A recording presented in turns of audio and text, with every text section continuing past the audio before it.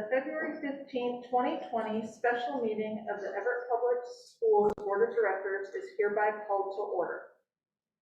I am here in place of President Lassane, who has an excused absence. So thank you, and please be patient with me. Will the secretary please call the roll? President Lassane. Vice President Mitchell. Present. Director Mason. Present. Director Burr. Present. Director Nichols. Present. Our first item of business is the adoption of the agenda. Dr. Saltzman, will you introduce the agenda? Yes, thank you, Madam Vice Chair, to the public. Good evening. This afternoon's agenda contains a segment for the board to receive the second of 4 strategic plan updates. All right. So if all directors are in agreement with this agenda, thank you, Dr. Saltzman. May we approve it by general consent? Okay, thank you. And Dr. Saltzman, would you like to introduce the speakers tonight? Yes. Mr. Gunn, will you take the floor, please, and introduce the team for the strategic plan? I will. Thank you very much. So tonight is the second of 4 updates on our strategic initiatives to allow you to experience some of the work that we're involved in. The speakers tonight, I will do the brief introduction and then brief conclusion at the end. We have Dr. Sally Lancaster, who will be first up, and then Callie Spear second up. Anthony Anderson will follow up with the third one. We have so many things to be thankful for, and we just talked about the success of the levies. I wanted to say how thankful I am that I've been given the opportunity to work with people like this, like these 3 speakers and the others, the other owners that you have already heard from some and will hear from over the next 2 work sessions. It's a pleasure to work with these people. So one of the things you will notice tonight in particular is how these initiatives, the 3 initiatives, how they overlap and how they're integrated with each other. Indeed, the idea of overlap and integration has kind of permeated our discussions and development of the action plans for the initiatives. And we're even going to have another work session with our consultant, Martha Greenway, here in about a month, focusing on that, trying to make sure that we do a good job of identifying the overlaps, how the initiatives integrate with each other. Another thing that you'll hear about tonight, or feel we expect, is that you will be able to start experiencing what some of this work actually feels like for the students and the staff involved. And I think your 3 initiative owners will help you do that. So just a reminder, these sessions are intentionally designed to provide you an opportunity to monitor the work and also to reflect on the effects of this work on the district's achievement of our strategic objectives and priority student outcomes. So as part of that, we have at your workstations, your desks, we have laminated versions of the strategic plan framework with little post-it flags to direct you to the initiatives for tonight's session. And then we also have a worksheet for you if you care to take notes, just to remember. After the end of each of the 3 sessions, there'll be some questions for you to provide your thoughts on.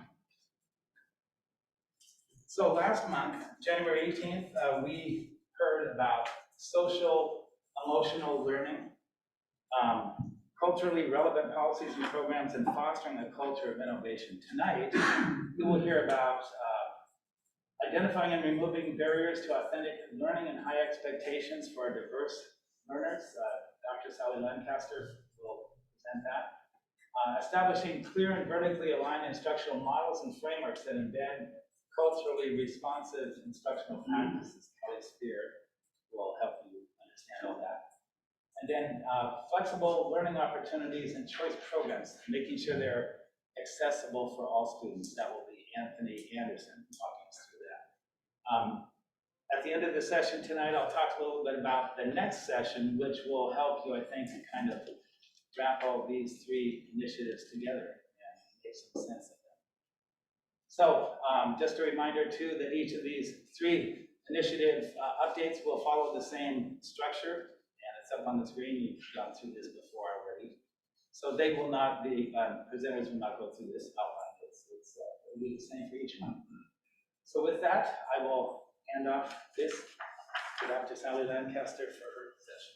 Thank you very much, Mr. Gunn. It's very nice to be with you here tonight. I am here to talk with you about our the strategic initiative to identify and remove barriers to authentic learning and high expectations for diverse learners. I'm the initiative owner, and Dr. Shelley Bowden is the executive sponsor. I did want to give a shout out to the team members who are helping with this important work. Mimi Brown represents the professional development perspective. Andrea Cartwright represents the academics department with a specific emphasis on math and science. Todd Corrin helps us think about the implications of our technology tools, and Christy Goody represents the multilingual perspective. We also have Kelly Clevenger and Kathy Woods, who have been instrumental in working with us as ad hoc committee members. So to start off, you have a piece of paper by you that's strategic plan green. I love the bright colors of our strategic plan emblem. So that's a note-taking sheet for you, and I'm going to give you a little assignment to start off. First, I want you to look at this picture, and I'd really like you to think about the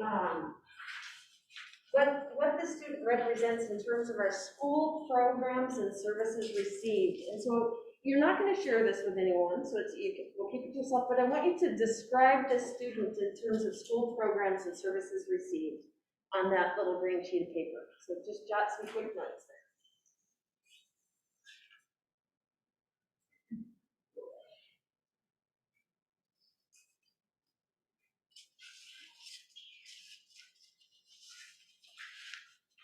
The audience to my right is welcome to participate as well.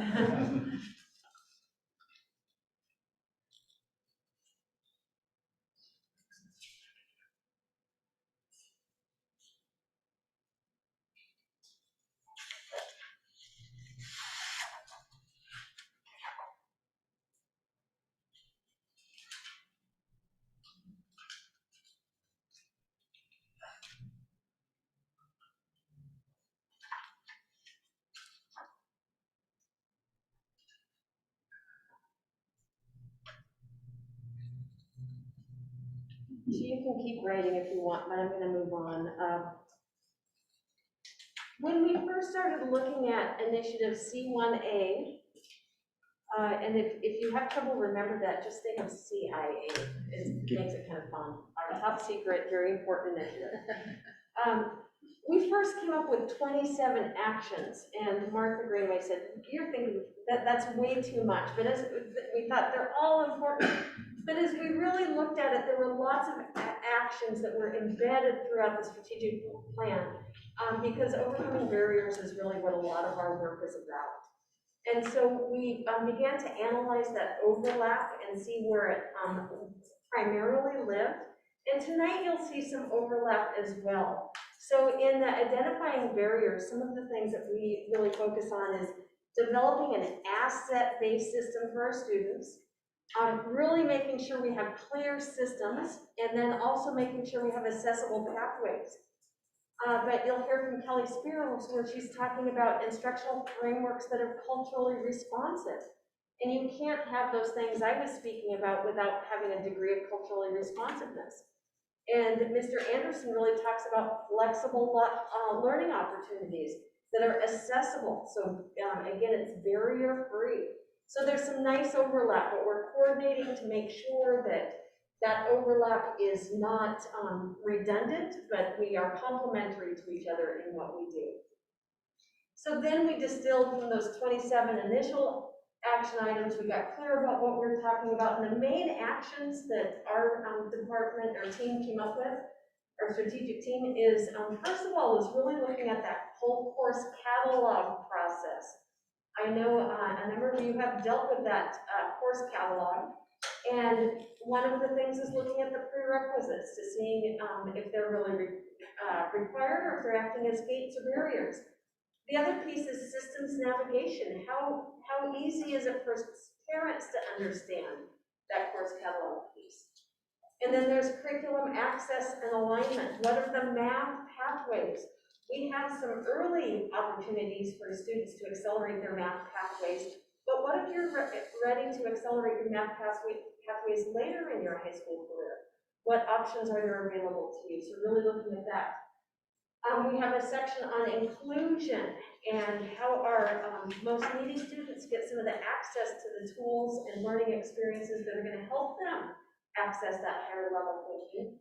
And then finally, really looking at the highly capable program and who we're serving and how we're serving and if we need to break down some barriers there. And all of that rests on a foundation of asset-based language versus deficit-based language. Now, asset-based language is what we're going to really spend tonight talking about. It includes growth mindset, culturally responsive teaching practices. But you might be thinking about deficit-based, and we're not really a deficit-based organization at all.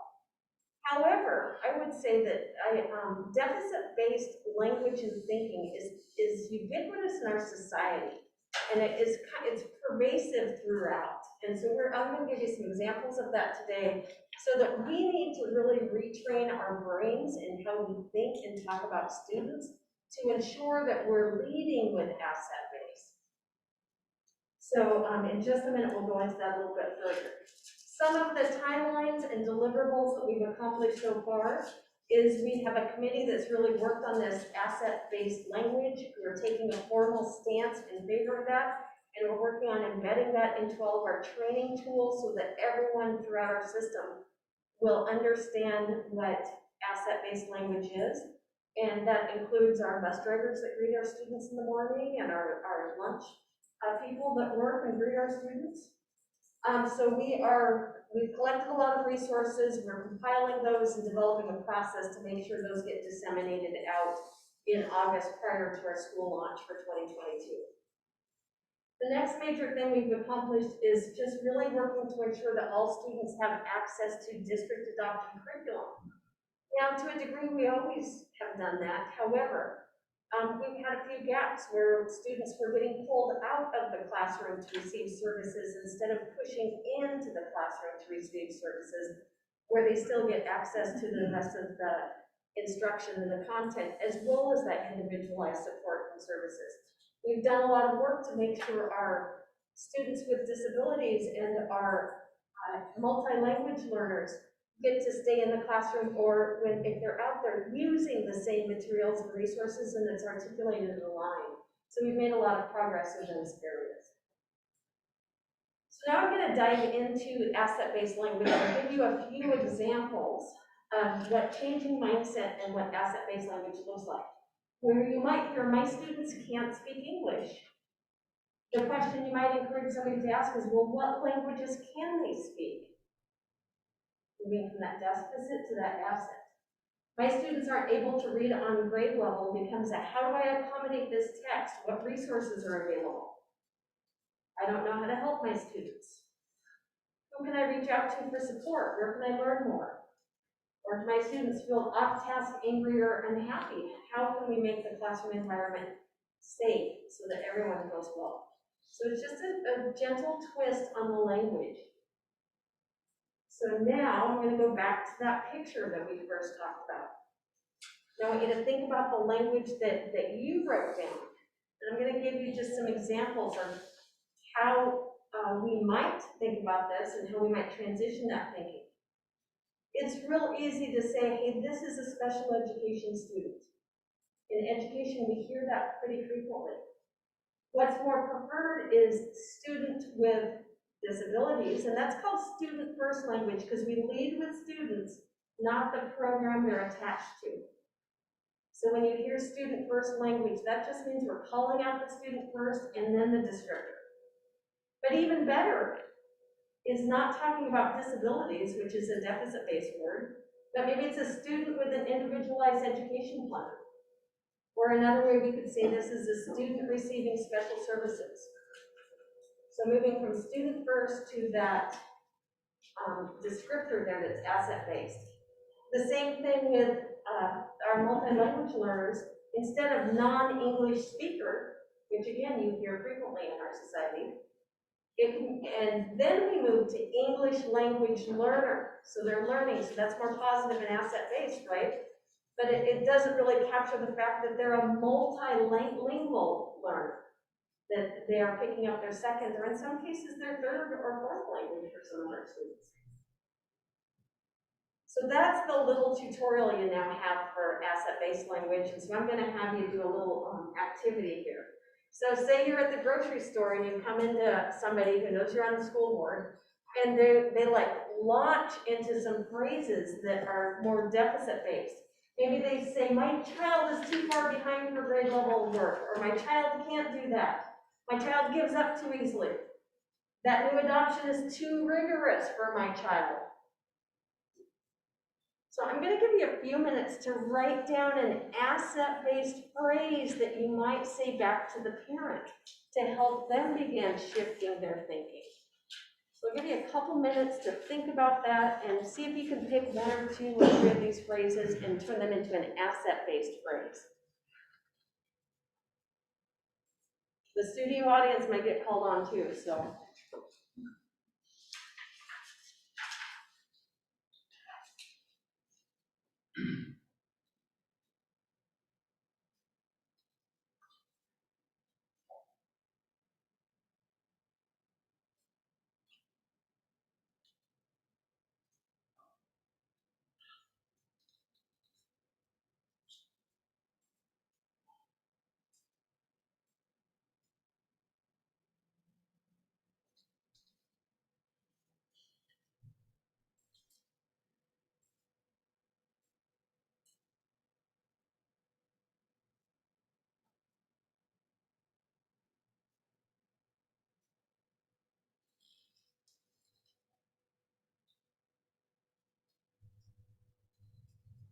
Another minute.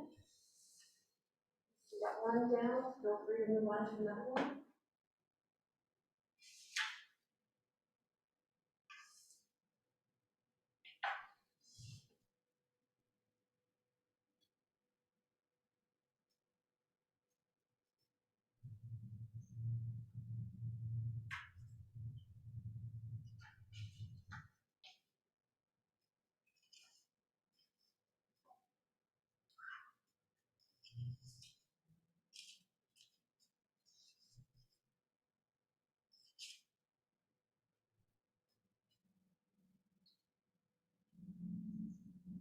Okay, I don't want to put any of the board members on the spot, but if you would like to share one of those, I would love for you to. If not, I'm going to call on our guest to the right. Good. Did anybody come up with something they'd like to try for asset-based language? I'll take a stab. My child gives up too easily. I really thought of refocusing that question to like, when does your child seem to be more focused? Can you tell me about that, sort of what's going on? So that it's not that the child always gives up, but let's think about times when the child doesn't give up, and how do we modify whatever that is to this kind of thing. I like how you're focusing on a bright spot. That's fantastic. Well, because I mean, you said this is strengths-based. Yep. So, I mean, he can build his Legos really well, he can focus. So how do you reframe whatever it is he has to do into Legos? You get that transference. Excellent. Any others? I can something down, but I honestly wasn't sure if I was going to use the right words or not, so I'm going to pass. All right, Director Bird. Yeah, I was just going to jump in. The one that says, my child can't do that. I was going to say, my child can't do that yet. Yeah, that power of yet. Yes. Excellent. You know, Director Mason, what I would say to your comment too is one of the things we've been talking about is that it has to be okay for us to call each other on it in a polite, respectful way. Because a lot of the ways, at times it's just reprogramming the way our brain works, right? So we have habits about the way we've talked about things. And so if we don't notice it, we can't change those habits. So we've been trying to do that critical friend piece, which like, hey, you just said special education students, and it's like, oh, that's right, thank you. And so just making it really safe and respectful for us to think about this in a different manner. So I appreciate the not wanting to do it wrong, but if we just think about the fact that we're all going to do it wrong at some point, and we just help each other think about it gracefully, I think is what we're trying to do as a team. So thank you for that. Can I ask a clarifying question about Sure. words? It's a phrase that I've resisted for many years. So I actually wrote down something else different, about the child in the wheelchair. I don't like the term potential, because to me, when potential is the beginning of energy, it's not the end of the energy. So it's like, for that child, I wouldn't look at that child and say, what is his potential? It is sort of, what are his learning goals? Because goals are this year, goals are next year, goals are this year. But how do you sort of change that to perpetual learning instead of potential? Like, is learning goals the right term, or like, what's a better term for looking at a child, any child, that you want to go as far as they can, and you can't say today what can is? I think opportunities is another word that I like, because when you think about what opportunities they have for their next steps, and sometimes our next steps are 2 or 3 steps in front of us, and sometimes they're a mile ahead, right? So you can think about those opportunities and what's that next step they can take, what's that next leap they can take. Okay, perfect, thank you. Okay. So here's some of the asset-based language. Instead of my child's too far behind, some students have unfinished learning needs from previous years, and your teacher will work to address that. Just a different reframing. Teachers are trained in strategies to help. I love this. They're working on building their perseverance muscle to stick with it even when it's tough. Or some students will need support to access the content given their the skill set. It's not that somebody can't do it, it's that there's different levels of support and different levels of need to help them get there. So some celebrations that we've been having in this work, we do have a new academic acceleration policy that Kathy Woods has worked on. It is now in our course catalog that talks about giving all students access to rigorous coursework. We are really working on embedding the power of asset-based language, and in the multilingual learning world, they talk about funds of knowledge, that different people have different types of funds of knowledge that they can work from. And then our coaches are really working on how they can embed this asset-based language and tools into their coaching. And I do want to say, a lot of times we think asset-based is just positivity. It's not just positive, it's also being honest about here's your strengths and here's your next steps to develop the next skill set. So it's also truth-telling is another phrase that we use with this. For some performance measures related to this initiative, it's that published academic acceleration policy, the asset-based language implementation plan, coaches' feedback on how that growth mindset implementation is working, particularly around some of those new adoptions that we have going on. Multi-language learners and students with disabilities engagement in the daily math lesson. And even in this presentation, I catch myself, we have disabilities, which more is a deficit-based words, and I could use individualized education plans in there. So Director Mason, your comment made me catch that. Thank you. So our next steps, and what is our path forward? So we need to provide training across the system on this language to get us thinking collectively about the words that we use and the power behind them.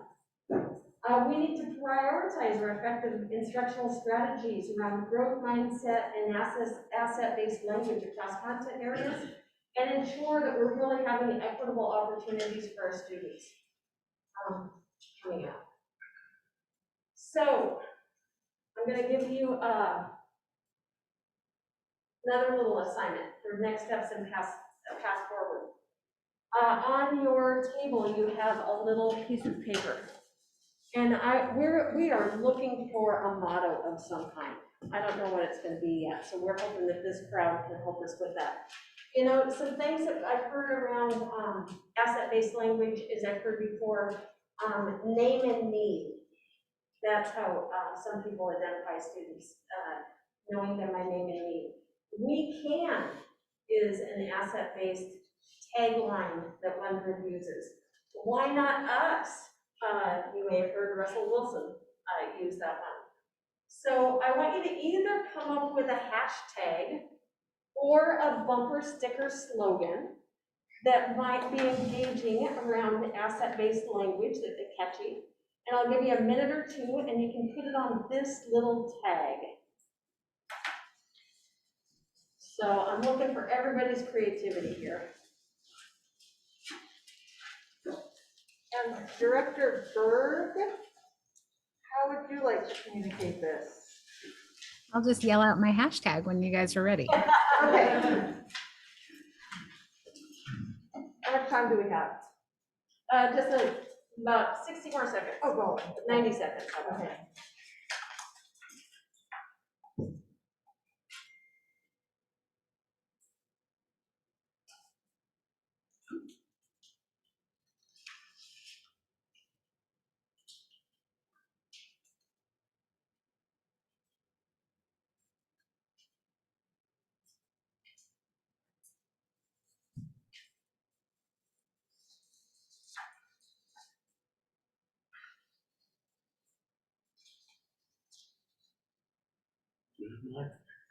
You got yours? For Monday now.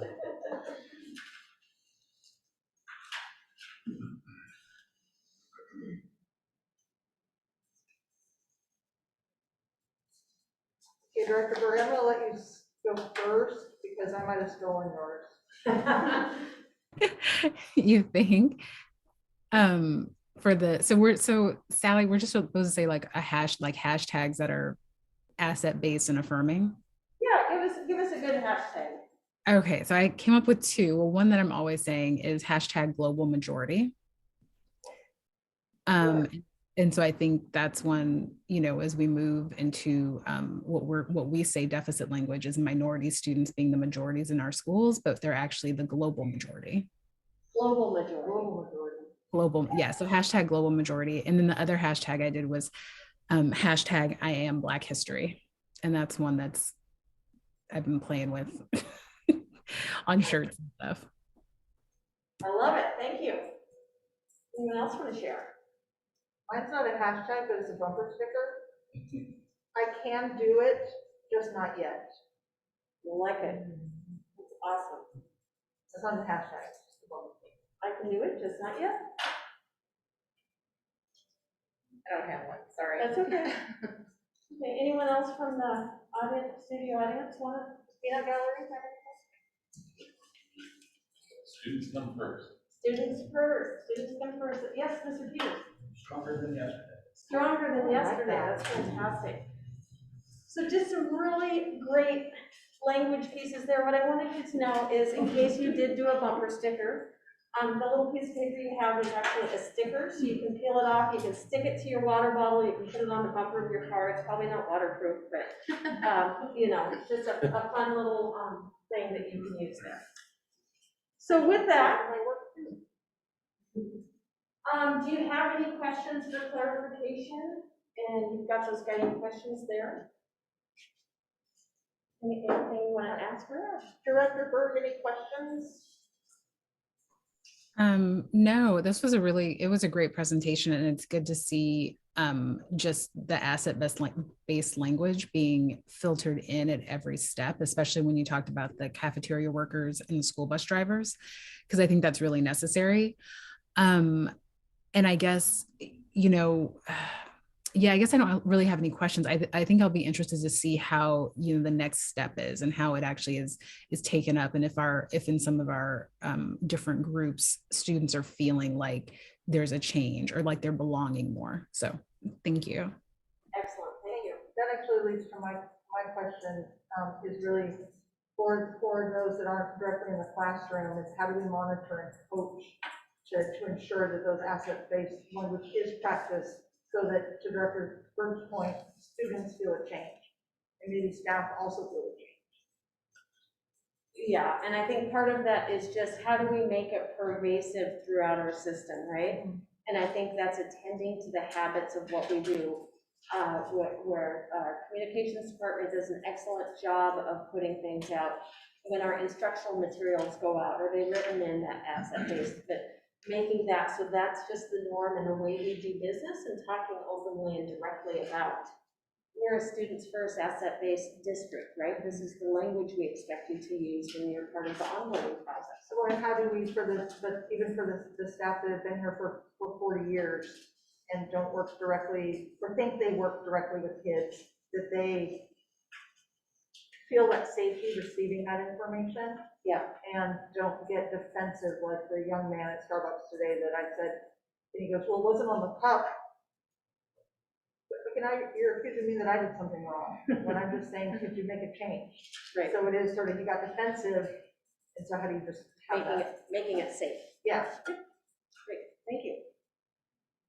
Director Mason or I Director? have a couple questions. So I have a question of, how do you get away from labels that are descriptive and define something that everyone understands or can understand, to labels that might be more asset-based but aren't as descriptive? So a great example is, an English learner and a multi-language learner are not the same thing. One is a student learning English and another is a student that has multiple languages. So, when you say, I guess it's hard because in education, we use so many acronyms and we have so many labels, and certain labels have stuck and people know what they mean. And when you try to move a whole system, and I'm not just talking about the way that our staff talks to students, which I think this is great for a lot of that, but when you're talking to a parent or someone outside of the system, how do you use asset-based language in a way that they're going to understand, oh, that means that they're learning English or they have multiple languages, that kind of thing. So you might say a multi-language learner, including English, because they come with their native, or again, we have many students who come with 2 languages before they're learning English. It is a transition, but we've learned English language learner, and it's just working that transition and making sure that we describe it with that depth. So to a parent, I would just, it took me a while because this is the first year we've used multilingual learner. Yeah. And it took me a while to figure it out. It's always moving. Yes. Yes, but again, it's more accurate, and at some point that will become the default for what we're saying. And my other question was, is there any studies or science behind asset-based language and how it improves outcomes with students? I mean, this is the first time I've ever seen it, so I'm curious if there's any. That's a fantastic question, and there's a lot of articles that we read and studied. I don't know that I dove into the research studies, but I'll look into that and get back to you on that.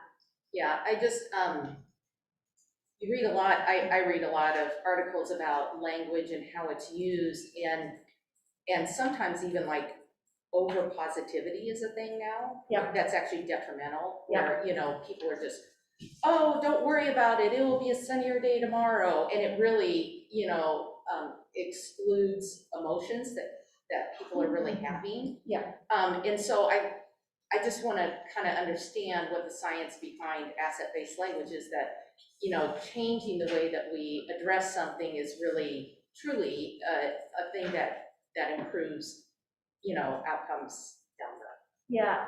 both emotionally and you're and talking academically.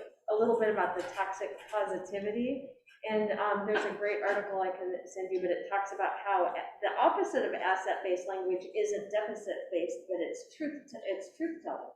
Right. And the fact that we need to focus on assets and again tell the truth about where students at. So it's not everything's always roses, but you're growing roses here, and your next steps. Yeah, I can see how it's different. I'm just kind of curious about that. Thank you. I saw on the slide where it was sort of, you had us sort of guess, 3 out of 4 of those are the teacher will support the kid.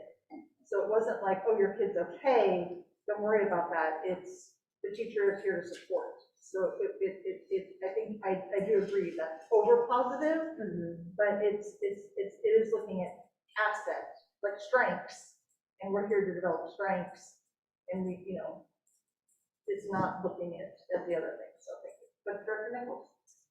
So, I do think language is very important in, how we talk about things, so it's very powerful. But to me, this is kind of ancillary to the actual initiative itself. Like, yes, it's important, yes, it's something that's going to impact students one way or the other, but to me, it's not really getting at identifying and removing barriers to authentic learning, high expectations for diverse learners. So what more can we expect to see going forward towards this initiative?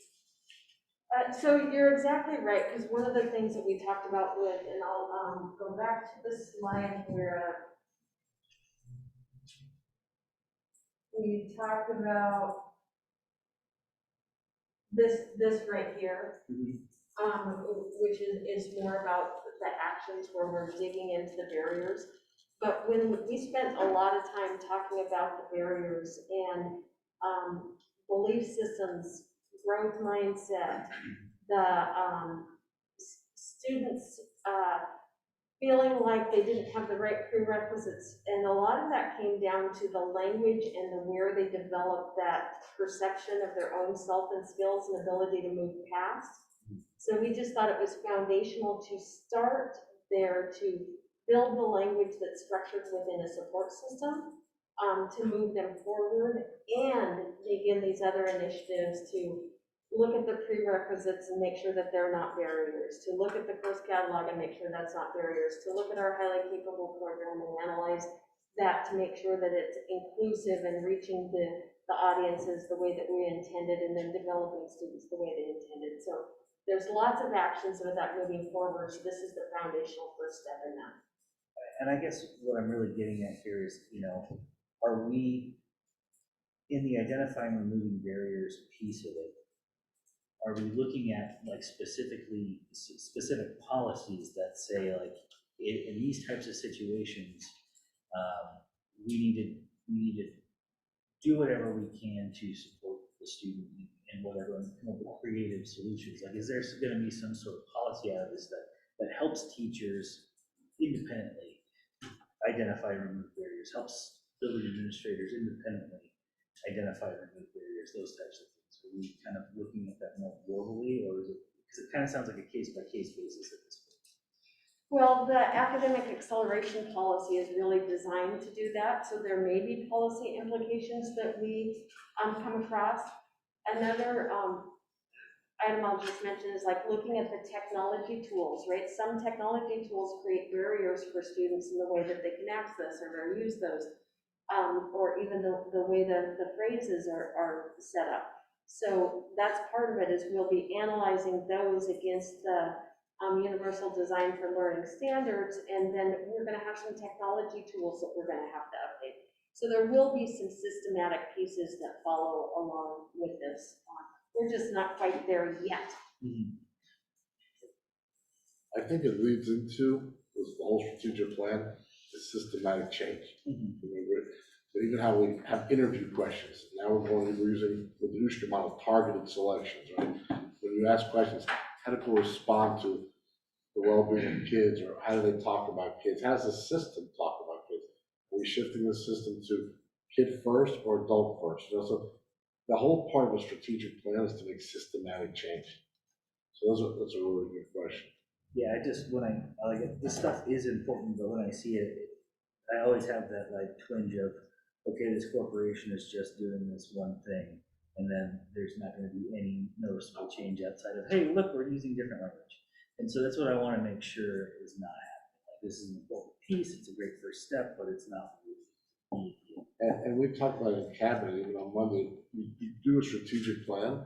First of all, it takes 5 to 10 years, right? So do it in an hour to make systematic change, so that better results for the kids. Is there, because I'm going back to Director Bird's questions too about will the kids feel it? Is there a question in Panorama that we can monitor to see, is that, I mean, I know we have several, do I feel a place, do we have, so we will maybe potentially even have some way to measure impact. I mean, we might not be able to direct it to this because we're doing lots of things, but maybe all the lots of things will move numbers. I would believe that this would impact like the sense of belonging number that we've talked a lot about throughout this year and some of those indicators, yes. And hey, Sally, can I just jump in really quick? Because, again, I apologize for being virtual. Thank you for all of your grace and letting me still participate. But I just wanted to kind of go back to Director Mason's point, and this, moving to asset-based language is so impactful and so foundational.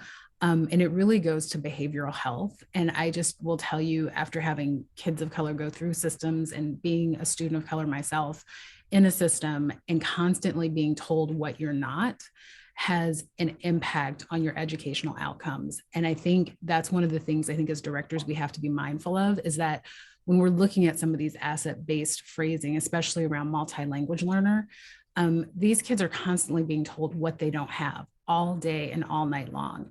When they get on the school bus, you don't speak English well enough, or you're not in an English class, you don't have the skill set. Here's what you don't have. And when I talk with some of our kids in ELL, some of these kids, they speak like 3 or 4 languages. They're amazing. They're brilliant. They have so much. And yet all day long, 7 hours a day, they're told what they don't have. And so I think as we look at this, there are some great studies and great things out there about the power of asset-based language, but what we really have to understand is just the basic humanity of it, and that all day long we have groups of kids in our system being told that they're less than at every turn. And when you connect it to that first chart that Dr. Lancaster was showing about the highly capable and some of the asset-based language, these kids aren't even thought of for highly capable because they're constantly being told you don't have it. How could you possibly be highly capable when you can't even speak English?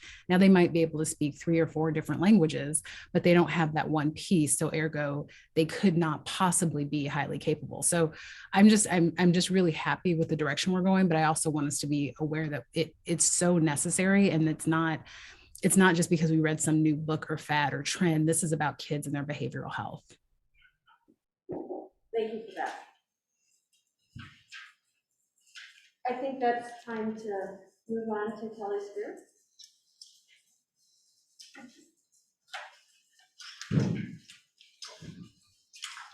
Hi, I'm Kelly Spear, and I'm going to be talking with you about Strategic Initiative V1A today.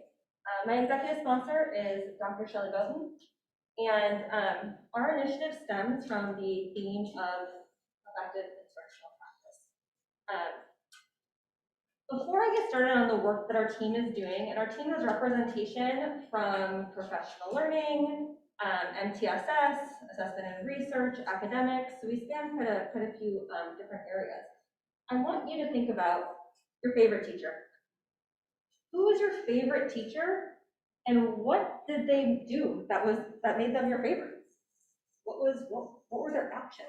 And you can write that down, or you can just think it in your head, but I want you to stick with this idea. We're going to come back to it. So just take about 30 seconds to think about that favorite teacher.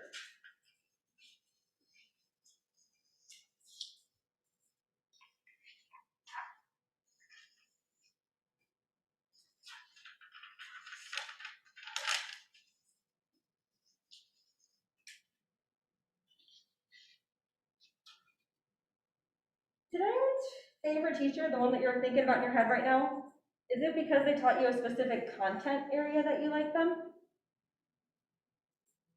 Was it because they taught you the best math facts that you could possibly learn? Was it about how they made you feel as a student in their classroom? That's where we're headed with our strategic initiative.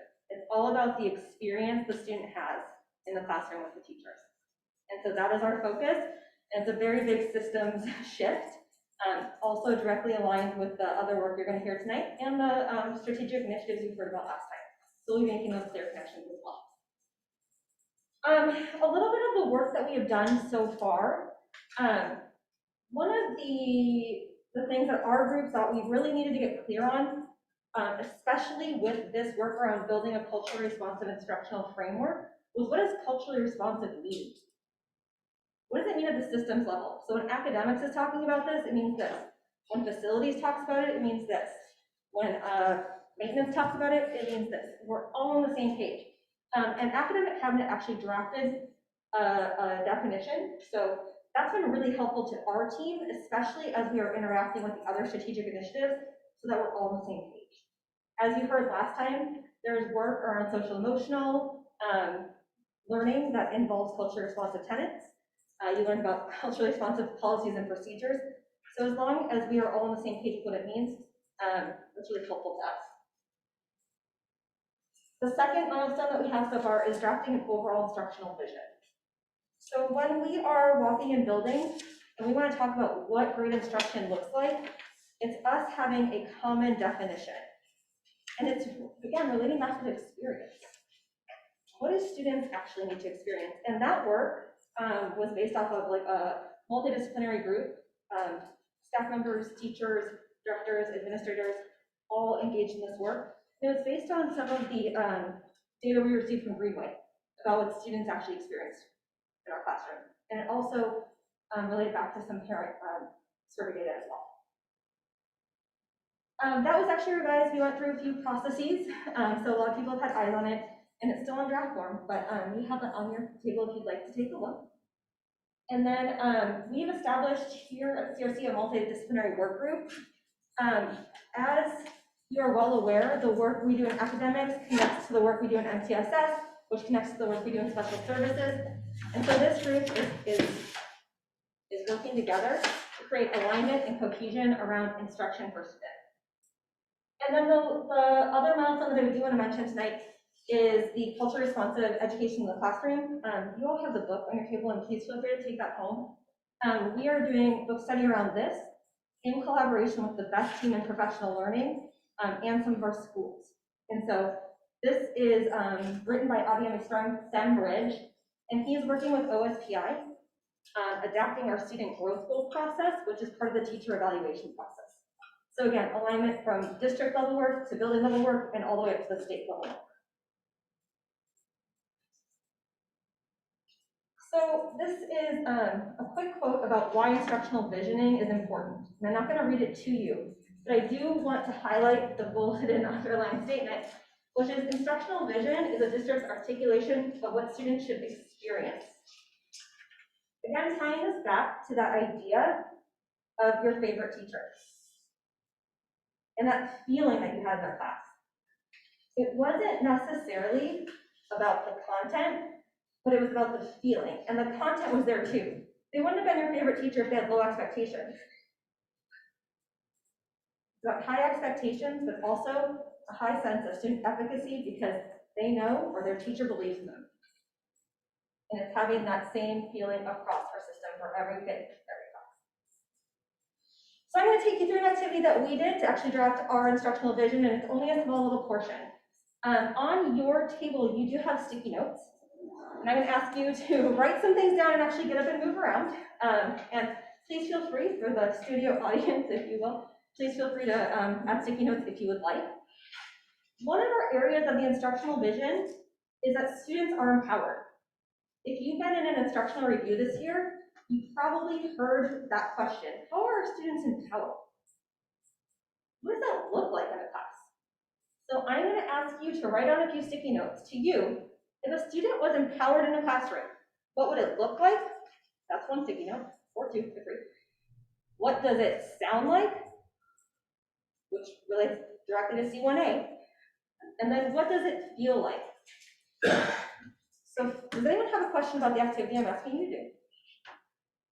Okay, so you're gonna write in your sticky notes, and then when you're done writing, please feel free to put these on the posters over there. Apologies for the handwriting, not my forte.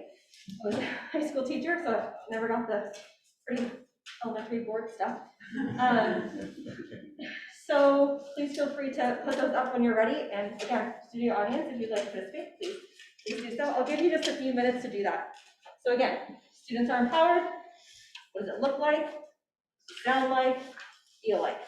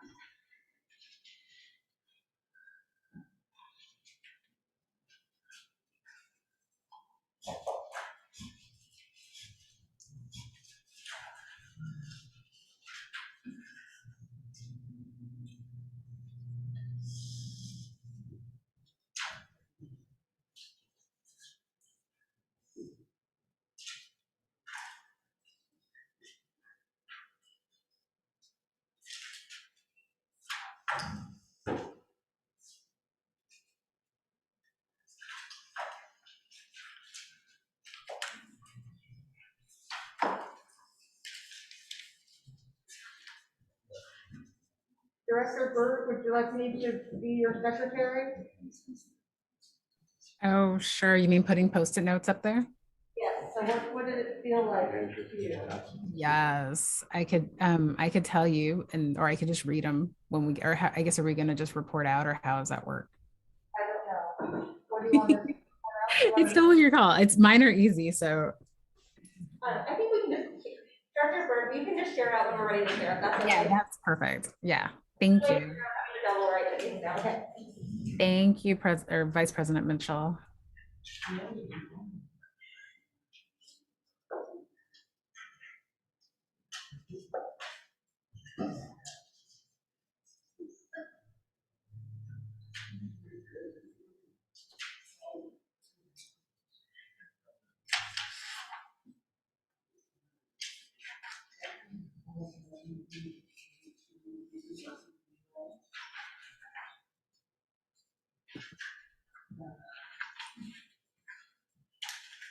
All right, I'm just gonna feel the temperature of the room. It looks like most people have had the opportunity to contribute. I'd like to invite the directors up here to come and take a look at these posters to kind of get an idea of what those in the room are saying, for looks like, sounds like, feels like. And then maybe we could just have a quick discussion and see what similarities you're seeing. If anybody from the studio audience would like to join the conversation, please feel free. Director Burt, it looks like it's a lot of student engagement and student-led discussion. So for what does it look like? What do you think?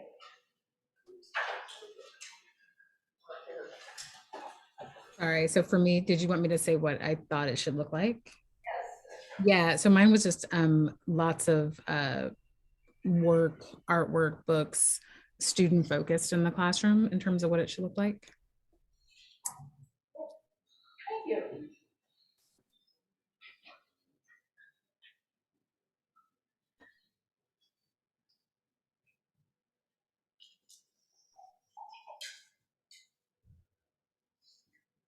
Director Berg, do you want to share your sounds like?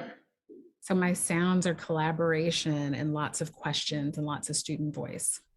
And that's up there, as well as inquiry students talk, positive language of not yet, so some of these yours, noisy conversations, and authentic conversations.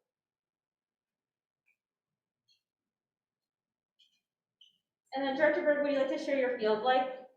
Yeah, my feels like home, feels warm and personal and welcoming.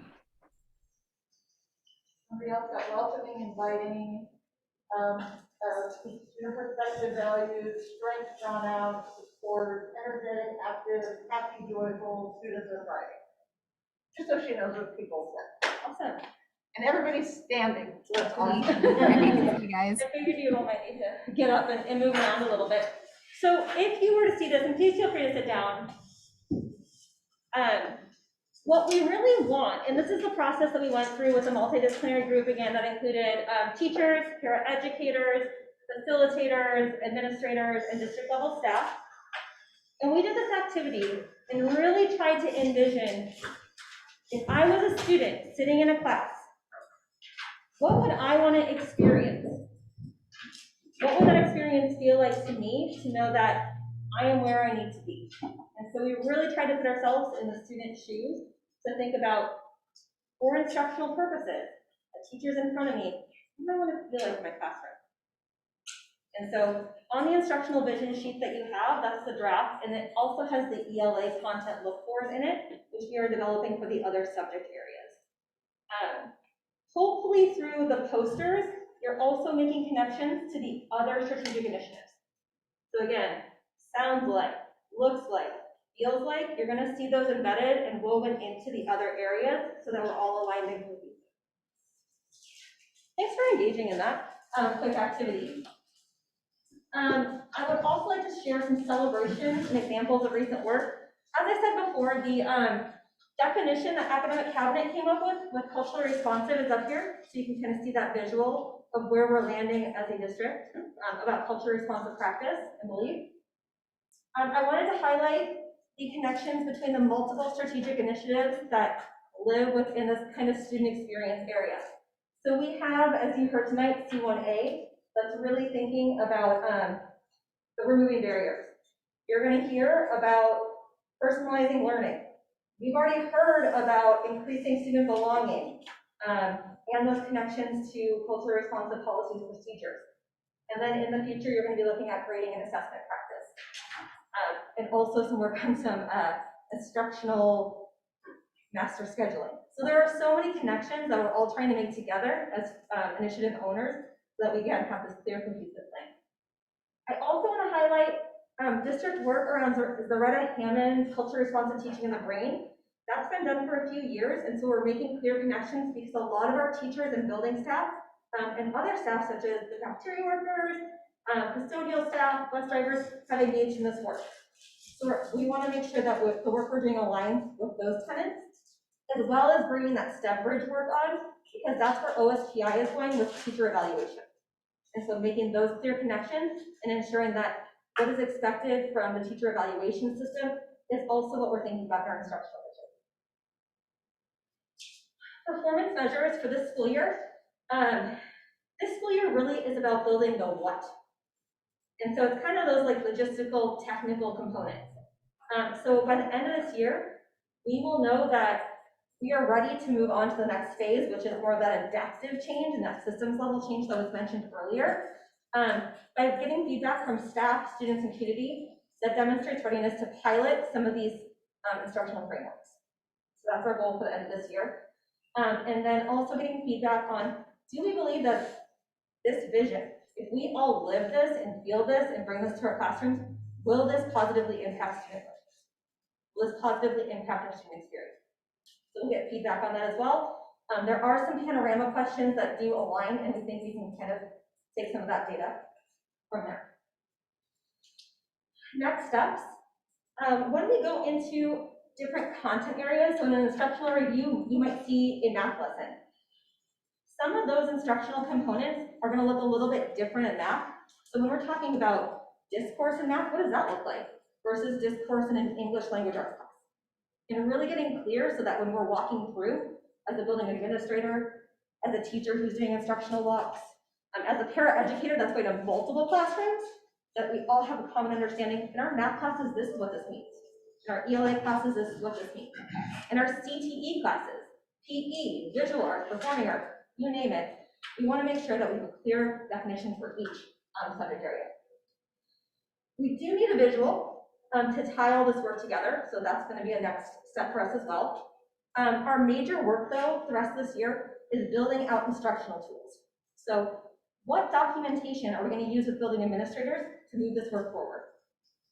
What documentation are we going to use with teachers, or educators, other support staff, students, community members? And we're always linking that back to Danielson for our teaching staff, so that's connected to their evaluation process so that they have the same needs. We have to establish a feedback loop, including all of the parties that are impacted by this vision, which is pretty much everyone in our district. And we're trying to be very thoughtful about using standing meetings to do this work. How are we leveraging our natural leaders program? How are we leveraging our adoptions that we have going on? Our implementation of curricular resources? All of those things to be really intentional so we're not asking more of people. And then finally, as I mentioned several times, really connecting this work to the state level. Because we want to make sure we're aligned. I'm going to ask you to do one last activity and think back to that teacher I asked you to start with. And then this activity is something Adeyemi Stembridge asks when he works with teachers. And he says, what is your goal for your students in 5 years? And you have a little sheet that has a little dream cloud on it. It's in your books if you have a book. Everyone else is just a little half sheet. I would like you to write down your dream for Everett Public Schools students in 5 years. Take a minute or two and just brainstorm. What do you want for our kids? What do you want for our students in the next 5 years?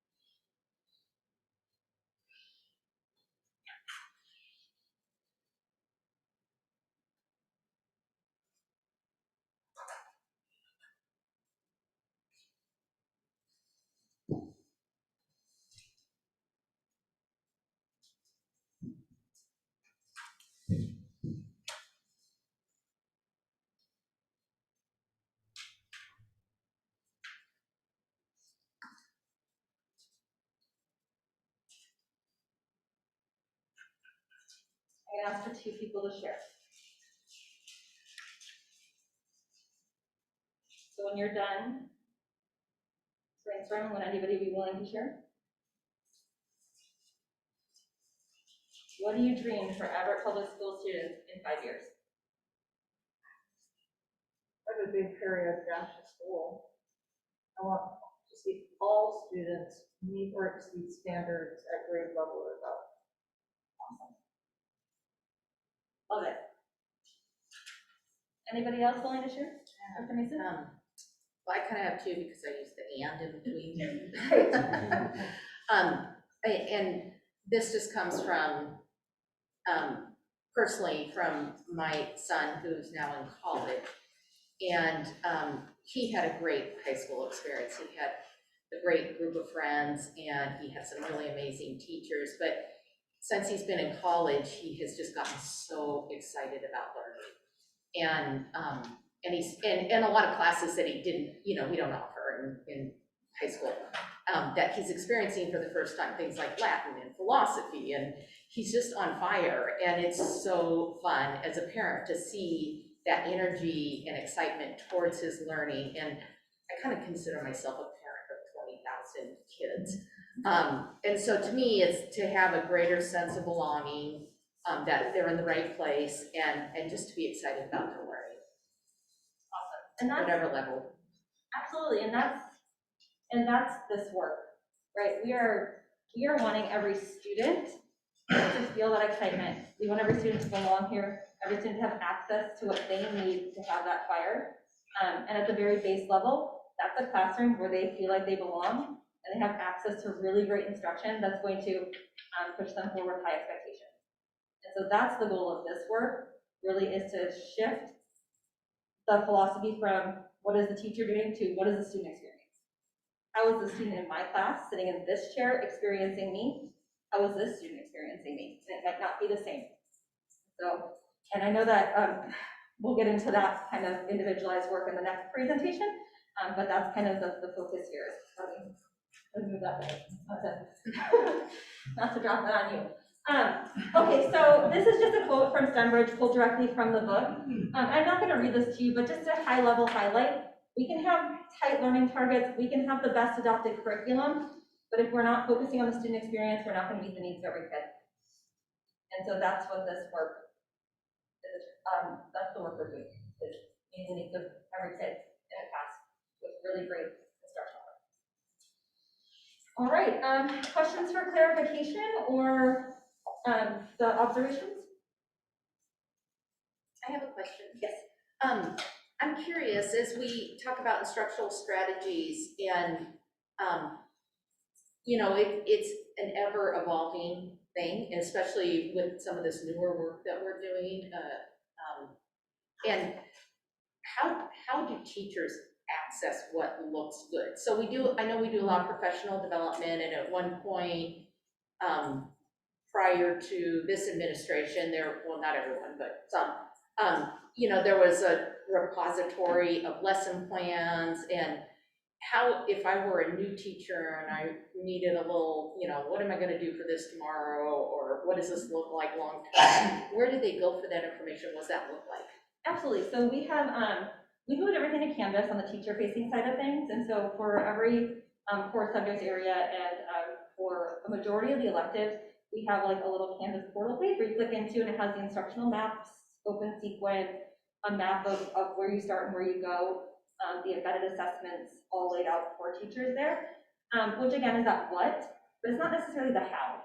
So that's what we're trying to shift to. How do we shift those instructional practices? Because to meet, again, the student's needs, you can use your toolbox, but if you have a student over here that you don't have the tools, that's this work. So how are we getting teachers the instructional strategies that they need to meet kids, all the kids' needs? How do you simplify that for a teacher? Because there's hundreds of ways to teach a lesson, maybe thousands, I don't know. How do you simplify it so they're not looking at this list of some are old, some are new, some include the work that we really want them to do, how does that look from a teacher's perspective? From a teacher's perspective, and from like the lens that academics uses, it is really that backwards planning. So what is my end goal of this unit? Where do I want all my students to be? And then backwards planning from that standpoint. And so we have a lot, like you said, we have a lot of instructional resources that live on our Canvas pages to say, this is what you can do for this lesson. This is what you can do for this lesson. You can use this assessment. But I think the real power comes from our teacher PLC work, doing that work together and getting student data and then talking about it. Yeah. And saying, we all did this lesson. Man, I have these 3 kids that really struggled and I don't know how to help them. And really working with other teachers and our team to build that collective efficacy around the instructional strategies. And then also having their administrator there to help to support their growth, like through learning walks, Right. OEL processes. I guess, what I think about, just to be frank, is, websites are a great place just to kind of throw everything in. Oh, we need to provide the public information on this and this and this. And then all of a sudden you have this website that is so unwieldy until Kathy comes. All is good. But, I worry about our instructional practices and information out to teachers becoming unwieldy. And I guess I'm just asking that question of how do we manage that? So that they can find what they need and it's on point for what we're trying to achieve and align to our strategic plan. So I think some of the steps that our academics team has taken is to streamline the portal and get really clear on, these are the documents we have posted, these are the documents we're getting rid of because they don't need them or they don't make sense or they don't align. And then through this work, I think we continue that revision process with the help of classroom teachers. We're going to need their eyes on it to say, this makes sense, or whoa, this does not make sense. And so that's part of those next step works, is how can we get access to the teachers to actually help us do this work to make sure it makes the most sense. Yep. I guess my question has to do with the middle school and high school teachers that have 135, 150 kids. How do they effectively teach to all of those kids in the way that kids need to be taught in 5 or 6 periods at 30 kids a period? And because they have a lot more than 3 that aren't going to make standard. And so, but to know and keep all that straight, and what is their support for that broad number of students? And secondary is really tough in that you do have a large caseload of students. I think the foundational piece of all this work is the relationships you have with your kids and the knowledge you have of where they are and then where they're going. And that's a lot to keep track of, and it really is teacher dependent on how they do that. I have seen teachers that have a binder that have every kid that has just like, so they know like, okay, this is a kid's area of strength and this is an area that they're working on. And so as I'm planning my lesson, I know that I'm focusing on this specific standard today. Whoa, this student really is struggling with that compare contrast or that two text and analysis process. So I know that I'm probably going to have to provide scaffolding for that student. And this is the work they're doing every day, because we have kids, like every kid in our class is different. And it's amazing. Like really, our teachers are superheroes in the way that they're meeting the needs of kids in multiple different ways. So it's a lot. So do you have, to your question too, a tool like that sounds awesome, where somebody, a binder might be really good. I love OneNote to keep track of stuff. Is there even a way of best practice sharing, especially for a teacher who a principal says they don't have a handle, they don't have engagement. When I walk in there, kids' heads are down, to coach them up? Absolutely. And I think we have multiple processes for that, depending on where the teacher is in their teaching career. Our professional learning team and the best coaches do a lot of that work. So they work independently with that teacher to say, let's come into your classroom, we can co-teach together. Let's work on your planning processes, because I see that you're hitting these students, well, you're completely missing these ones over here. So if they qualify for like the first, second, third year, that would be their support. We also have the lift teams. So at the secondary level, you have a team that you're working with. So you all teach 3 AP 1. And they all work together and provide support. Building administrators will often provide a mentor. And then we also have all of our district level facilitators that go out and support one-on-one as well. I would just actually love to chime in as well. Some of the other pieces that we put in support specifically around professional learning, because you're right, we have, like Callie said, we have the maps, we have the what, but it's the how, and we have some shifts in instruction. For example, science of reading, and how do we teach students and make sure that if we have students with who are struggling in literacy, that we're utilizing the best practices that we have developed, that are evidence-based and research-based. So when we think about phonemic awareness and teaching kids phonics and teaching the building blocks of reading foundations, our team in academics, Ann Arnold with the P5 team, is working on helping to educate and develop learning opportunities with our teaching staff, whether that's through direct professional development or whether that is actually by proxy when we're working with our instructional coaches who go back and work with PLCs directly with teachers and team with their principals as well. So we built in a lot of those professional learning opportunities built in adoption. So for example, illustrative math, thinking about what are some of the launch, work, explore, summarize components that we do. That's a shift in the way we teach from a gradual release. And this really helps us to get everybody on the same page. So it's still perpetual learning for all of our leaders and teachers. Director Byrd? Yeah, no, I think those are, I don't really have any questions or clarifications. I think for me, the work is really, I almost want to say it's like heart work, because I think I can see that teachers are getting, asked to do a lot and a lot more and a lot differently. But I also think that if we change the mindset, right, the heart work that's around this to being student focused, that it comes a little bit naturally, because our educators are amazing professionals and they know exactly what they're doing. They love the kids. And I think as a district, giving them now this foundational work of how to put the students truly first and centering their work around it, that's going to make it easy for them to really focus on those outcomes that are associated with having a student first mindset. So thank you. I think it's important as we continue this work, the teachers are in the trenches, as you know, right? To make it as easy for them to deliver so we can do more for the kids, right? So taking things off the plate. It's making it easy for the teachers, and you put more to help the kids. And that's like Director Burke said, that's the narrative, the messaging that we all have to do. And the staff's in here, this is your opportunity with the board workshopping to also chime in on what the work that we are attempting to do now and how we lead the work forward in the next 5 to 10 years, because it's finding the tools to make life easier for the teachers, and how do you do more for the youngsters so that you can keep dreaming the dreams that you want to reach. And this is why workshopping today is so interactive tonight.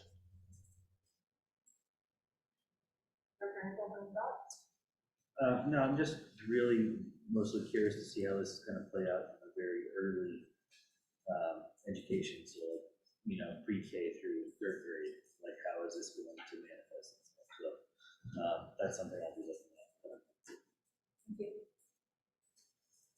at. Good evening. I'm Anthony Anderson, Director of Choice Programs and STEM Partnerships. My initiative tonight is going to be C2B. And as you can see, the students here are all dressed like scientists and doctors, so they needed to see it to be. So that's what my theme is about, C2B. And the initiative strategy talks about ensuring flexible learning opportunities and choice programs are accessible for all students. And I emphasize all. So we also look at equitable access, the theme, equitable access to resources to support student learning. So before I get started, we have that phrase all. So I want you to think about something that I talked about in a workshop about a tribe that used to go out and hunt, but when they came back, and they were one of the most powerful tribes, and when they came back, they would ask, they would greet and say, how are the children? How are all the children? And the response from the village was, all the children are well. So based on what we're going through tonight, are we able to make that response? All the children are well. They're well in some aspects, but until we make sure that we close our opportunity gaps, we'll never close the achievement gaps. So our students will never be able to close those achievement gaps if we don't give them the opportunities that are necessary for their learning. So when we look at this picture, many of you have already been through IRs, and you have the folder, the Career Connected Learning folder in there. Many of you have been through our instructional reviews and know the process of notices and wonderings. So I want you to look at these pictures, and I want to give you a few minutes to write down some notices and wonderings. About 30 seconds. That's been the time, remember? And we'll come back to these at the end of the presentation.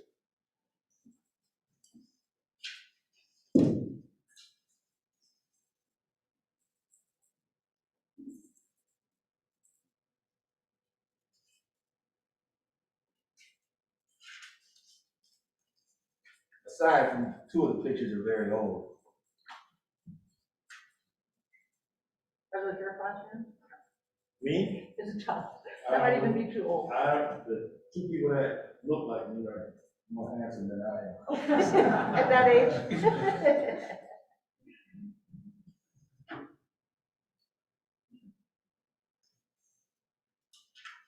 All right, the first part of my initiative talks about flexible learning opportunities. And listening to some of the feedback tonight, where you were providing us the feedback on what you want to see, flexible learning opportunities will provide that. And that's for all students. So it's fostering the independence and allowing students an active role in their learning. So when we talk about high school and middle school and even elementary school, some of the workload can be taken off the teacher by allowing students to be actively engaged in their learning and taking ownership of that learning. So, encouraging collaborative learning, another process. So if you go back to that picture, and we'll get to that later, it looked like there was much collaborative learning going on in those pictures. So, those are some of the processes that we are going to talk about and that we are going to be engaging in. The use of flexible learning strategies have shown promise in improving academic and non-academic outcomes for students, including supporting active and collaborative learning. Again, collaborative learning. And preparing students with skills for work and education in the 21st century. Now, if we look at that last bullet, the second to the last bullet, collaboration, cooperation, and communication, those are part of the 21st century skills. And if you look at Wall Street Journal, looking at the 10 most skills that employers are looking for, those are there. Critical thinking, communication, and collaboration. Those are in the top.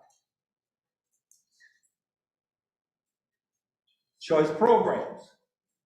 Offerings will allow all students, including economically disadvantaged and exceptional needs students, the opportunity to participate in creative learning experiences that would typically be unavailable to them. Again, looking at the opportunities for students, families with students, from pre-K to 12, theme-based curriculum.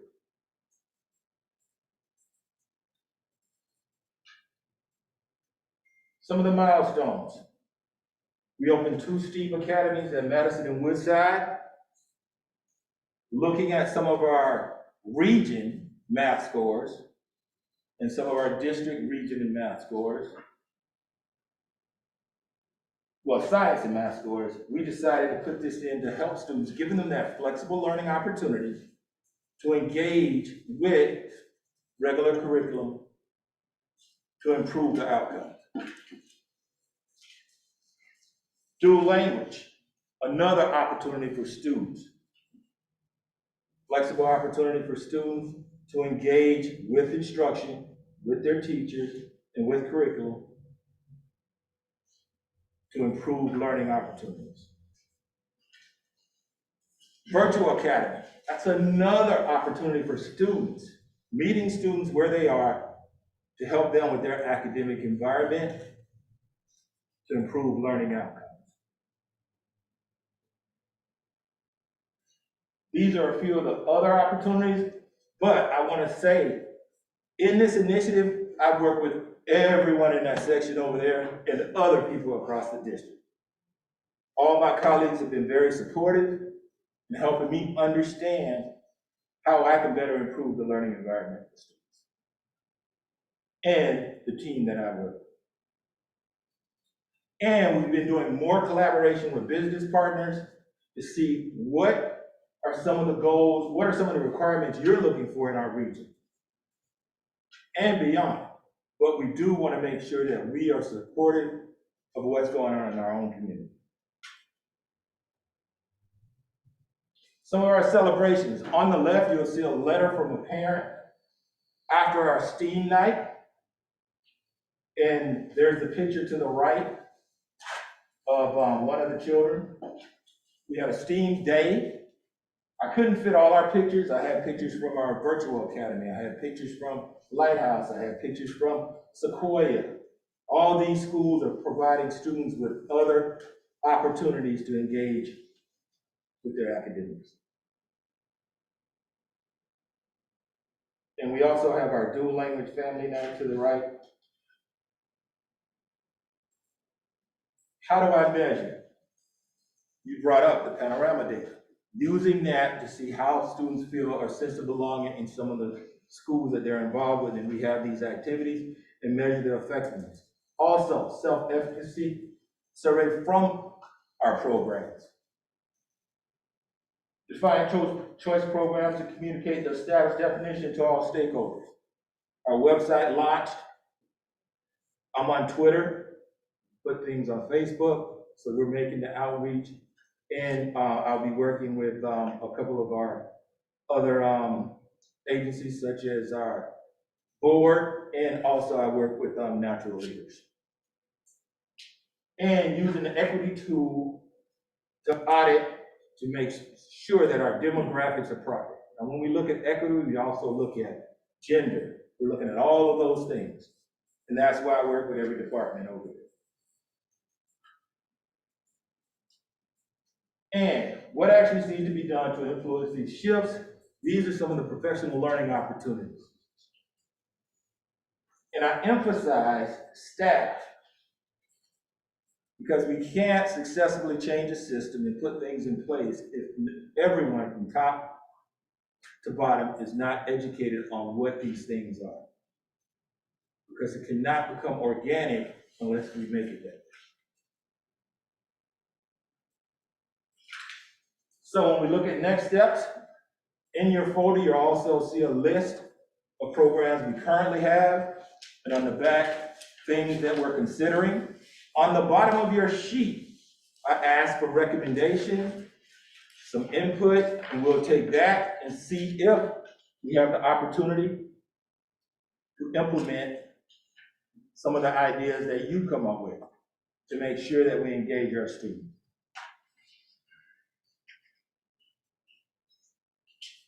When I go back to this,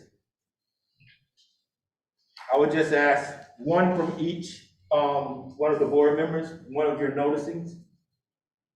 And if you don't have any, you don't have to respond. But I will say, the two older pictures are my older brothers.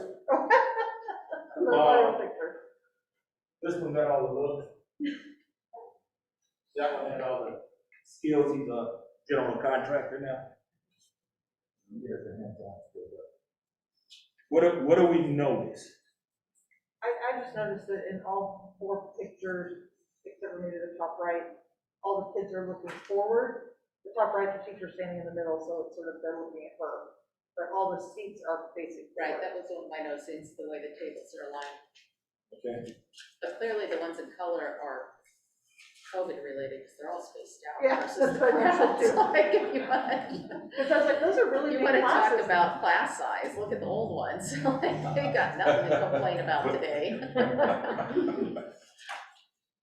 Is there much difference? I don't think so, not in the way they're lined up. No, only the teacher that's in the middle wandering and monitoring versus the stand and deliver at the front. Now, I can speak to the two older pictures. Andersons, where are they sitting? So in the front. So I would say going through my educational career, I was friends with Aretha Alberry and Randy Anderson. I didn't get enough opportunity to build those relationships unless I was in another environment with my classmates. Well, I was a Wenzel, so I was always in the back corner. Okay. So I always hated alphabetical, because I never was ever in the middle. My daughter was born in Mitchell, I'm like, you finally get to sit in the middle, and teachers got rid of alphabetical students. Now, alphabetical order makes it look a little better, but look at the diversity. They don't have any diversity.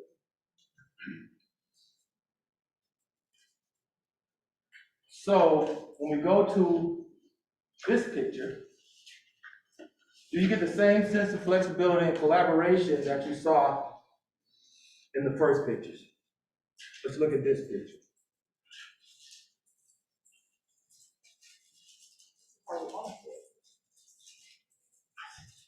And they're working on different activities where the teacher's meeting them, the teachers with a group there, meeting them where they are. Same thing here. They're doing academic games here, technology here, and students reading in another environment. So flexible opportunities does not always mean what the teacher's doing. It could be the environment. What environment are we providing students to do their learning in? We look at students today. Are they comfortable coming into this environment? I go back to this slide that was one of our first slides from Dr. Linda's presentation. When we look at this, I see in the center student learning. If we look at all of these goals together, student learning is in the center. How do we make sure our students are learning? Not only the academics, but as I mentioned earlier about their own well-being, and how can they build their own self-efficacy? So we look at learning opportunities. So I go back. We can never close an achievement gap unless we make sure we close the opportunity gap. Think about it. When we look at Mary Jackson, Katherine Johnson, and Dorothy Vaughan, they weren't given the opportunity with NASA, the Apollo mission would have never took place. And these were all African-American females. Two areas that we need to make sure that if we're going to be equitable, we have to make sure everyone has the opportunity to show what their value, what their worth, and what their capabilities are.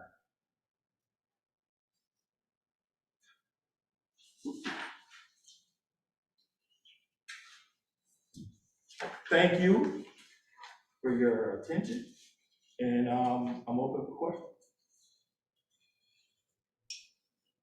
So in the flexible and collaborative learning environments, are we looking at an increase in self-directed style learning?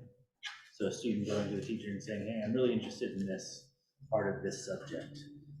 Can I do a project on that type of thing? Or those types of, if you're gonna get the student involved, letting them kind of say, this is what I'm gonna do, this is how I'm gonna measure my success and work with the teacher. Yes, but we have to teach, we have to, in the professional learning, get the teachers the understanding of how to align that to the standards and to what the students are going to be assessed on. So, to your point, in a flexible learning class, if I'm at the middle school level and my teachers conference with me and let me know where I am and let me know the opportunities that are there within the classroom and within what we're doing, and that could be multiple stations, I can go and I can be self-directed in what I'm doing. And we talk about that in a blended learning model. So that could mean going to technology, that could mean the teacher's already set something up, but you're still working within the curriculum so that you're not going outside, and if you need to collaborate with someone else, you still have that opportunity. So going back to where Callie mentioned about PLCs, Academic freedom allows you to teach it how you want, but you still have to stay within a framework because there's standards that you have to meet. Right. So the academic freedom comes in with you doing it, and you create these flexible learning opportunities for students. And I'm not just talking about the stations that they can go between that I've seen in elementary schools and things like that. I'm talking about real, actual self-directed study. Like, is that something that we're going to be increasing? I don't know if we do it currently. Doesn't mean we're increasing, are we looking at it? That's what, yes. That's the direction we're actually going now with the STEAM project definition. And I know that like the AP capstone program, my daughter had 2 different classes, the seminar, and the research, and those were both sort of self-directed learning with some guidelines. Right. And so But it that was doesn't at happen high school until level. like the end of your career here at Everett School District. I'm looking at ways we can, this whole time we've been talking about, getting students involved in the learning and diversity of backgrounds and all these types of things. Well, to me, that's, if you want to get somebody excited about learning something, let them, Start fostering their passion. yeah, kind of let them dive into that a little bit more. And let's find a way to make that part of, apply to the standards or figure out how. So if we're giving teachers that flexibility to do those types of things, to get students engaged, to meet them where they're at, to me, that's kind of, from a very early age, to me, that's a very important way of getting kids. So. I think a good teacher says that, but it's, But are we codifying it? Are we Yeah. giving them the flexibility to do that? So, it's a little both because there's standards. right. Which we don't get to get away from, and then there's creativity. But you can meet It's- standards in lots of different ways, and I'm not just saying you're letting a 10-year-old go out and study anything they want to. I'm talking about they're saying, hey, this is the topic I'm really interested in, and then they're working with their teacher on developing a plan that will meet these standards, where they can learn these things, develop these skills, but that they can say, hey, this is what I want to learn. And I think part of that is this is how I can measure my success at it, how well I can do it, so that they learn kind of objectively, what it takes to meet these criteria, how to measure their own success, and how to achieve their goals kind of in a semi-structured way on their own from a self-led. And, and I think we have pockets of that with the 7th grade business plan at Evergreen, or the science projects, or the business plan some 4th graders make. I think there's a great opportunity with that.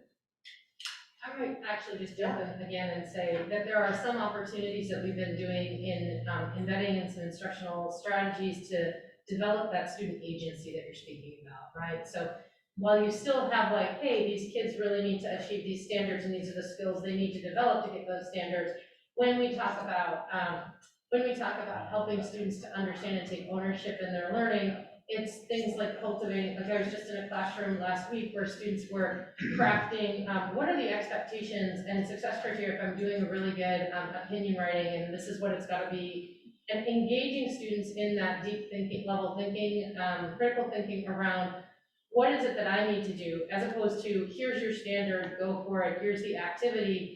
There's a lot more choice, I think, embedded within our content curriculum. I go back to math again, when we talk about, it's not just about practice, it's about exploration. It's about student dialogue and giving students opportunities to kind of delve deeper into some of the concepts that they're interested in and be able to expand on those as well. So I do think that we're doing some intentionality around utilizing instructional strategies that really help to cultivate that agency and that student voice. Certainly there's room for improvement, which is why, we're looking at things around like the Cambridge program that's gonna help develop student passion and really focus on some opportunities in the high school. But that's always a focus for us, is helping students to develop that ownership and agency within their instructions.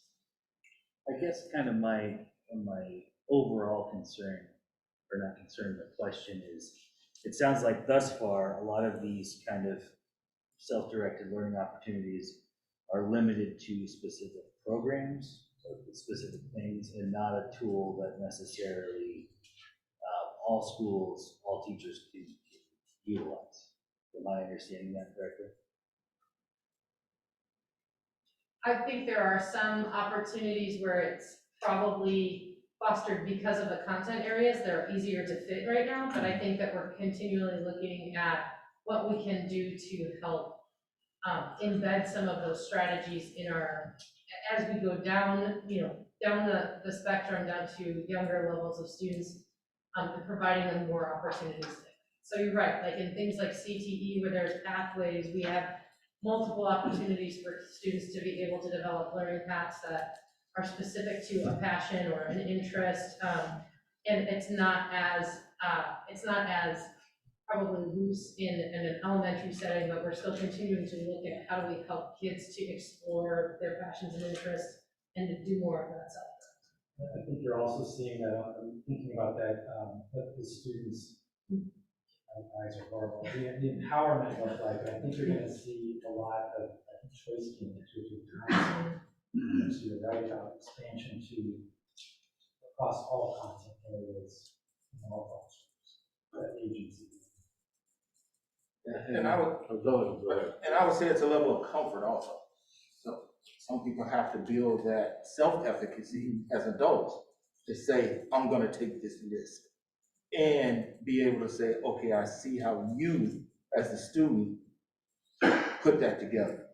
I mean, a student might say, I wanna bake a cake, and I'll show you how I changed the recipe. And then now I showed you how I use those math facts that you're trying to teach me. Those are the type of flexible opportunities, like you find out where a student's passion is, and you take it there. And sometimes you might even do it as a group. Like I saw someone do a lesson on erosion, took students out, just looked at how the rain coming off the roof moved all the sand away from the rocks. I mean, that was creative thinking just at that time to give the students the visual to see, okay, yeah, the water washes away the sand and it just leaves these rocks. But it comes with the comfort of being able to say, I have the self-efficacy to do this. I just think The opportunities are there. that's a good point.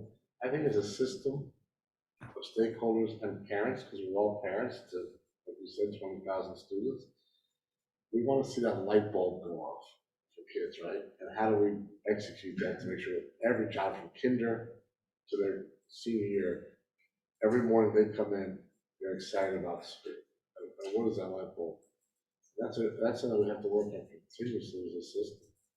To engage, it's how you're gonna get the right results. And you not only have kids soaring, but you got kids loving to come to school, attendance goes up, there's an ownership of the community. Wow, this is, where it needs to be. So really good points tonight. I had some questions. Yes. We're running a little over time, but I'm kind of curious, the intersection of flexible learning strategies through choice programs and such, and mastery-based learning, which is taking a lot of traction at the state level, and more districts are implementing classrooms in schools. How are those two similar or different? I know that kind of delves into instruction and choice program and. Go back to mastery-based learning or the measuring through mastery-based? I don't know how you define, 'Cause what they learn through mastery-based. Right, I look at going back to whatever your level of achievement is, it's how you get the students to do it. So when you look at the flexible learning opportunities, you know your goal as the instructor. But how do you allow students to take some of the ownership to get to that goal? So just like you said earlier, the standard's gonna always be there. But you might drive with 2 feet, you might drive with 1. So when we're teaching you, you go through a driving test, but you're gonna have to pass a written test also. So how do we get you to comprehend all of that? So some of it is through the actual practice. And then going through the practice, as you go out, someone might say, okay, that sign is that sign is that. Instead of reading it through the book that what this sign means, you can teach them through another process. But you're still getting to the same end goal. Right. So when you look at, like we were saying, baking the cake, if the end goal is to make sure you know how to use fractions and proportions, baking that cake, changing that recipe is gonna get you. And if you can show that your work, to show that you've mastered the concept, you just went through it a different way. But that's where the teacher also comes in and facilitates that learning and say, okay, there are some issues here where you missed, and this is how I'm gonna help you. So that kind of delves into my second question, maybe a good transition is, where does highly capable come into our programming? I mean, we talk about choice programs, and it's not entirely a choice for every student, but they have the option to, if they achieve at a certain level, to either go into that program or not. And it also, because of the way that we test in our district, draws in students that may not have had that opportunity, or students that need extra support in the classroom. So they might be high achieving in math, but they might have some social emotional issues that need extra support in the class. Where does highly capable fall in all of this? In terms of, do we consider it a choice program, or how do we talk about it in our district, I guess? I look at highly capable, I wouldn't have seen it as a choice program based on my experience. But I would look at other programs if we start them early enough. For instance, as you can see on that second sheet, PYP. That's the on-ramp to IB. So at the high school level, it's IB. The diploma program, you go through the middle years program to get there. So if we're on-ramping students early, making sure that everyone has opportunity, we can probably end up with students closing those gaps where we only have a certain population that's making that highly capable.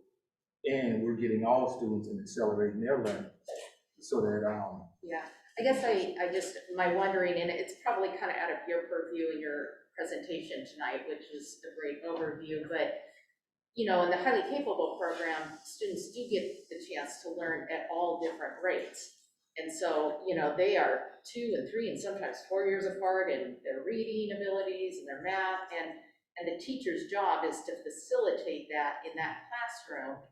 And I'm wondering if we bring that mentality, you know, as we talk about different learning styles and different, you know, supports and stuff, if we bring that more into other classrooms. that's what I Because was. it's like we have 4th grade and 5th grade, it's by age, and it just doesn't always seem to make sense to me. And that's what I'm trying to say. If we start engaging with multiple students and looking at where those gaps are early and providing them the opportunity and not just, I think all of you hit on it earlier, it's going to be a mindset change for some of our adults and for some of our students also. Yeah. Because when we use going back to Dr. Lancaster's presentation, if we don't use the asset-based language, we're already putting students at a deficit, right? Right. Not communicating with them effectively, and then they have that I can't mentality. And once we give them that, we gotta get them out of it. Thank you. So Mike, you want to close this up? I will try to. Can I, oh, sorry, can I jump in? Yes, please. I'm sorry, I've just been sitting here listening. I just had a couple things to jump in before we moved on to the next presentation. And so I guess for one thing, just that the conversation on high cap, and maybe this will be something for a different venue, but I mean, I think we do need to discuss high cap and the fact that as a district, we tend to use it as these kids are, you know, gifted and so on and so forth, but it's really a special ed designation from the federal government that gets us the additional funding that allows us to have kind of that varied learning and additional supports. And so, you know, I've always felt like it's not we don't use it in the true sense of the word. And so to make it more expansive would be wonderful, because I think when you look at a program like IB is not for high cap kids. IB is for hardworking kids who want to do accelerated learning and, you know, kind of expand their knowledge base. And so we absolutely should not just limit that to folks who get into our high cap program, because I still think there's some equity issues. Even though we do the testing, there's still some issues when I look at the kids who are being chosen for those programs. They're still not very reflective of the diversity that we have in our overall school.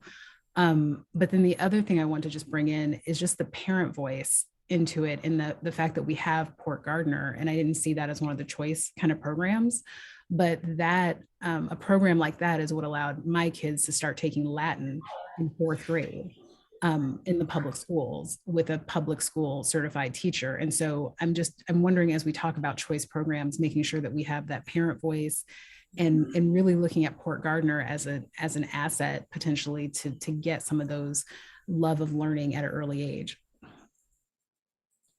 And April, Port Gardner is on our handout. Is it on the, okay, so that's, and just making sure that we understand what that school can do and what, like legally, because I think Caroline's question about mastery-based learning is a great one, because we are going to start funding pathways and having at a state level, the ability to achieve your diploma and do credit waivers around mastery-based learning pathways. And something like Port Gardner could feed directly into it, because from day one, kindergarten, pre-K, you've got parents doing WSLPs, individualized student learning plans for their students that they're actually keeping track of, knowing what they're doing. And we could bring in CERT teachers into that program to actually teach them almost in a capitalist type way, in terms of, if you want to take this class, then we'll bring in this teacher because we have the students who want it. So it's just an opportunity, I think, to really instill more learning and love of learning.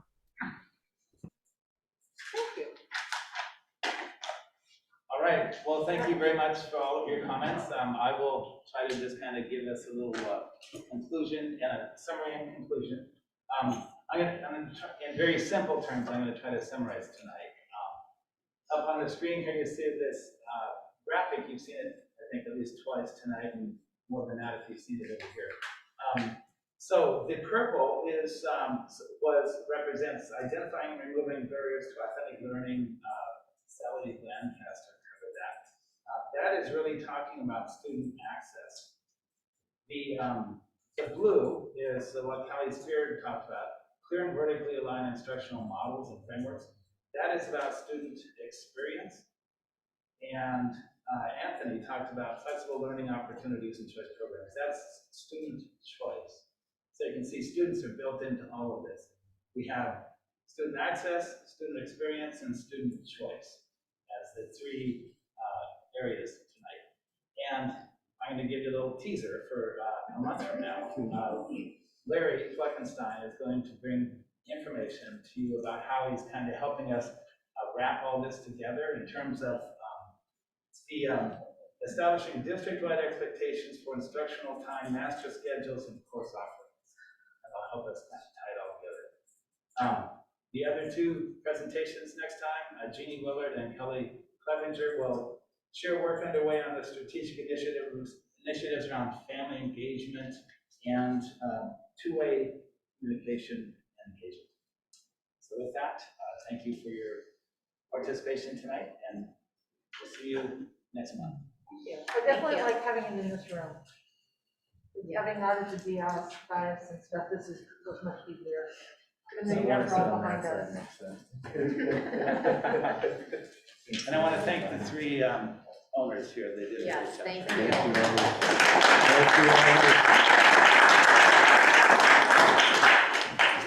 And this adjourns the meeting, special meeting tonight of Everett Public